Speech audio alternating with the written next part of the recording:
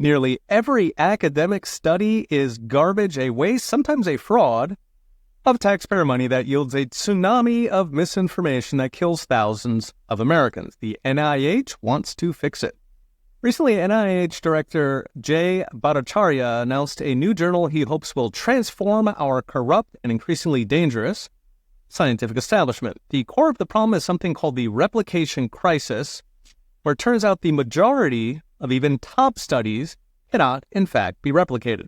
In science, if you cannot replicate a result, it is not real. This is a problem given millions of Americans take drugs or get life-changing medical treatments with potentially harmful side effects based on these fake studies. To give a flavor, several years ago, German pharmaceutical giant Bayer was looking to develop cancer drugs. But before they started, they redid major oncology studies to make sure the data was sound. Out of the 67 top studies they tried to replicate, just 21%, could be reproduced. This is one of the biggest pharma companies in the entire world. A similar effort by pharmaceutical giant Amgen found just 11% of studies could be replicated. Note, this is studies dealing with cells. We can only imagine studies dealing with people, who are, of course, much more complex than cells.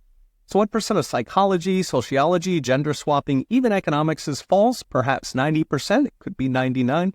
So why is it so bad? Some of it is literally fake numbers or statistical manipulation, cherry picking or so-called p-hacking. A lot of it is so-called publication bias, where papers that don't find the correct answer are discarded, as in your pharma grants, government grants, or left-wing peers don't like them, while any findings that do attract funding or professional clout get blasted out even if they are statistical mirages. Now, given government grants make up most academic funding, $109 billion last year, this is a big reason why academia is so comically left. As Nobel economist James Buchanan famously put it, professors are, quote, camp-following whores who will say whatever you pay them to say. So to fix this, the NIH is proposing to fund independent studies that simply retest key findings, what Bayer and Amgen did. This should be very fun when they run foundational left-wing studies through the meat grinder, from mutilating children to global warming to the minimum wage or inflation and central banking. Grab the popcorn. So what's next? Brought to you by I Trust Capital. In the near term, the main takeaway from the replication crisis is any study that feels off probably is fake.